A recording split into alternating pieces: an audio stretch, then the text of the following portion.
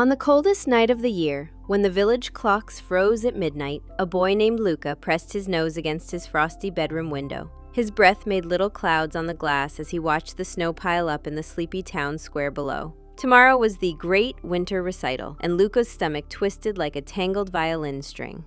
He was supposed to play Franz Behr's In May Waltz on the piano, but no matter how much he practiced, his fingers felt like stiff wooden sticks.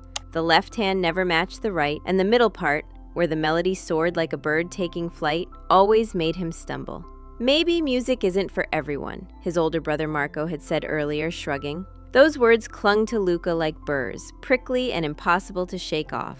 Just as Luca was about to close his curtain, something extraordinary happened. A single snowflake, glowing faintly blue, drifted down and landed on his windowsill.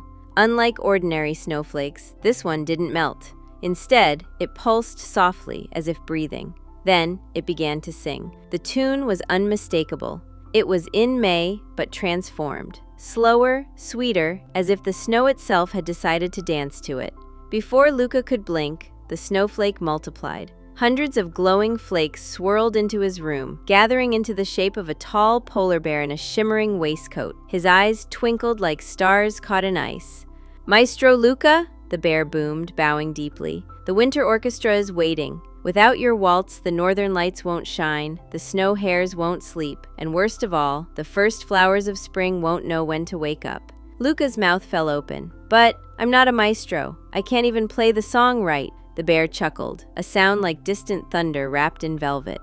"Ah, but music isn't about playing perfectly. It's about playing bravely. Come, the snow bees are already tuning their wings." With that, the bear swept Luca out the window, not falling, but floating on the melody still humming in the air. The secret winter concert.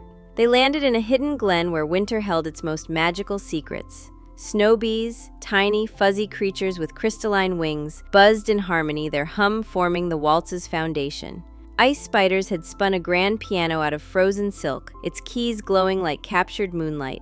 A choir of snow hares stood on their hind legs, ready to sing the melody. Luca's hands trembled as he sat at the piano. "What if I ruin it?"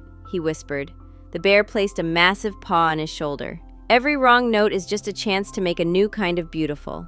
So Luca played. At first, his fingers fumbled. A few snow bees coughed. But then something miraculous happened. When he hit a wrong bass note, a family of otters slid onto the scene, turning it into a playful slide whistle sound. When he missed a trill, a red fox added a mischievous yip that fit perfectly. When both hands collided in a clash, the snow hares turned it into a joyful stomp dance. The more Luca played without fear, the more the music came alive. The snowflakes swirled into dazzling shapes, galloping reindeer, blooming frost flowers, even a tiny version of his village where every house window glowed with warmth. Then came the middle part, the part Luca always dreaded. He took a deep breath. And this time, he didn't rush.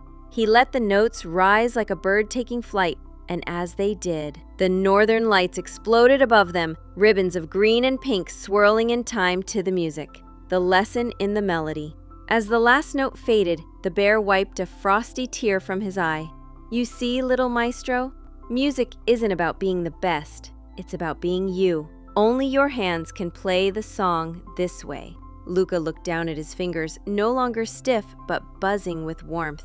"But what about tomorrow at the recital?" The bear winked.